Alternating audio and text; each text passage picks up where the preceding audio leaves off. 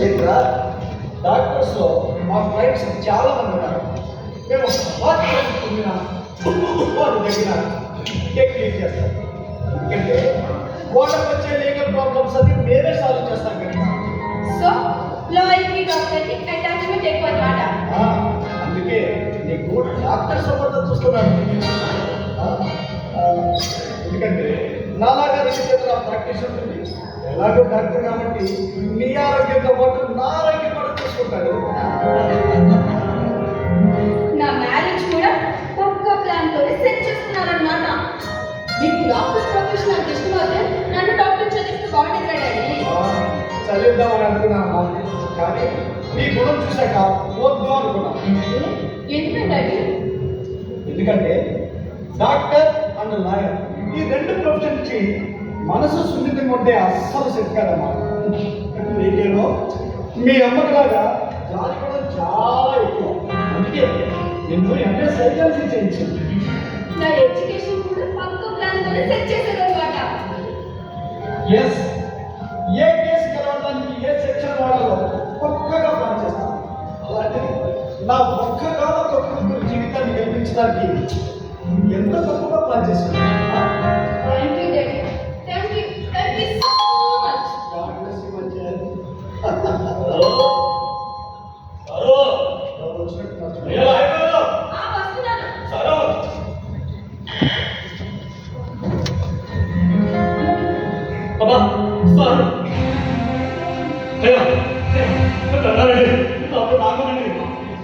ఏం చేస్తాను? వ్యవసాయం చేస్తుంటారండి. మీ ఫ్యామిలీ మెంబర్స్ ఏం చేస్తుంటారు? నాకమ్మ అమ్మ నాకు తప్ప ఇంకెవరూ లేరయ్యా. అంటే నీకు ఇంకా పెళ్లి కాలేదు. సారా కొద్దిపాటి జీవితం తీసుకుని ప్రైవేట్ కుటుంబాన్ని పెళ్లి చేసుకోవడం ఆడుకోవడం కానీ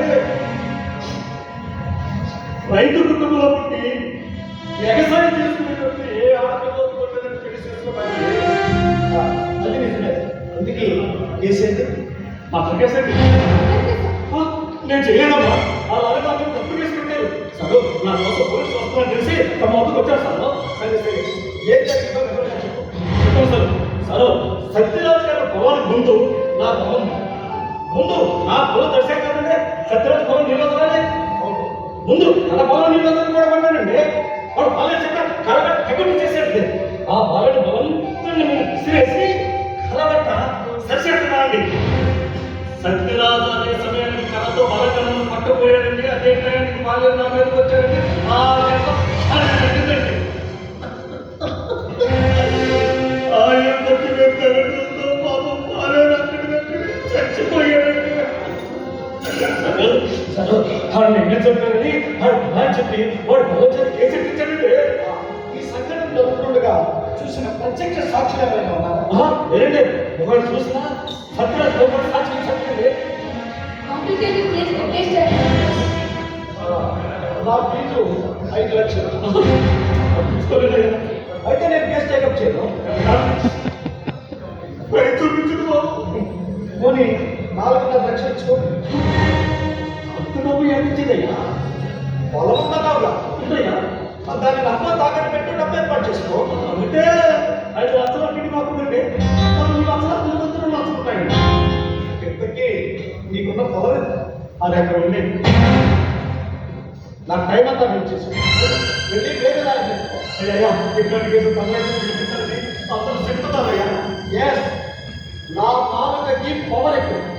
నేను కేసు టేకప్ చేస్తే ఎలాంటి కేసునైనా చీల్చి చెండాలి వెలిగించేస్తాను. అయ్యా అందుకే అందుకే పద్మానుకుంటున్నాను. అయ్యా నా తల్లి కేసు పాటించబోయా. రాజు, అయ్యా ఇప్పుడు మీ ఊరి నుంచి రావడానికి బస్సు ఎక్కి వచ్చావా లేక నడిచొచ్చావా? బస్ ఎక్కి వచ్చానయ్యా. ఏ బస్సు? పల్లె వెలుగా, ఎక్స్ప్రెస్సా, సూపర్ లెక్కరయ్యా? పల్లెరండి బస్ వచ్చి తప్పుతుందండి. అదే నేను లేదా.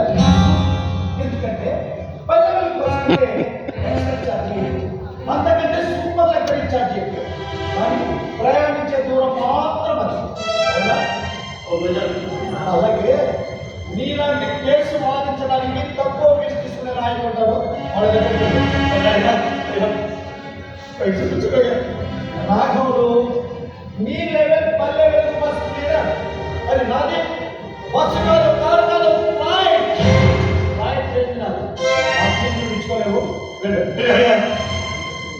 ఈ కేసులో దర్శించబడితే నా తల్లి దిక్కులే పరిగణించాలంటే కాసులు రావాలి అని ఇచ్చుకోలేము వెళ్ళు ఈ కేసు టేకప్ చేయండి. చెప్పాను ఈ ఒక్క కేసు తక్కువ డబ్బు తీసుకుని మారిస్తే వచ్చే నష్టం ఏంటండి? బాబు రాఘవ కేసు తక్కువ డబ్బులు తీసుకుని వాదించారట కదా బాబు, అలాగే మా కేసు కూడా వాదించాడు బాబు. అంటే రేపటి నుంచి ఇలాంటి వాళ్ళని ఎగబడతాను, పట్టుబడతాను. ఈ బోన్సాయి చెట్టు పళ్ళు కోసుకు తినడానికి పనికిరావు. ఇలాంటి పేదవాళ్ళ కేసుల్లో కాసులు రాలవు. ఆ బార్ అసోసియేషన్ లో నా రేటు పడిపోతుంది.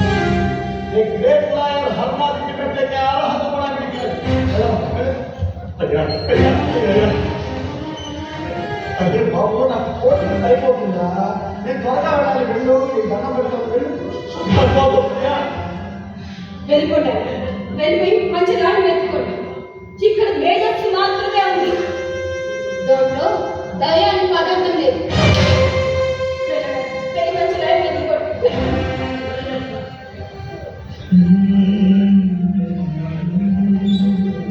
అది కదమ్మా, వెళ్ళంటారా? దేవుడు చాలా పెద్దనిచ్చాడమ్మా. ముళ్ళ మొక్కకి అందమైన గులాబీ పూలు పూయించాడు. ఇట్లాంటి పట్టుకున్నాడు. ఇలాంటి మంచి మనసులో కూతురు పుట్టించాడు.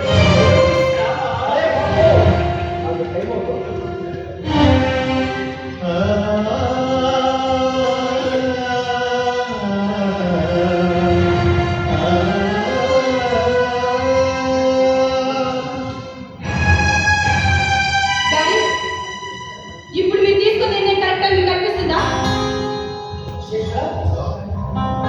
మీ డాడీ నువ్వు తప్పు పడుతున్నావు. మీరు ఇచ్చిన ధర్మాన్ని పాటించడం మీ పద్ధతి కదా. ఎస్, ఇప్పుడు మీరు కేసు టేకప్ చేయకుండా మీరు ఇచ్చిన ధర్మాన్ని పట్టినట్టే కదా.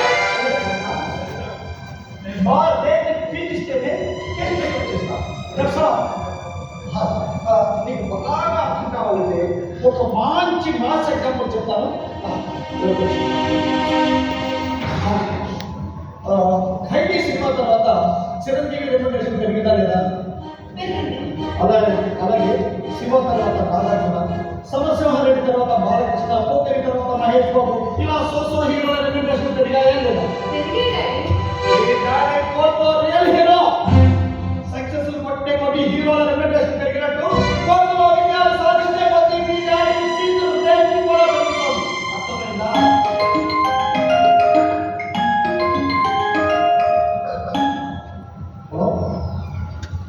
నమస్తే.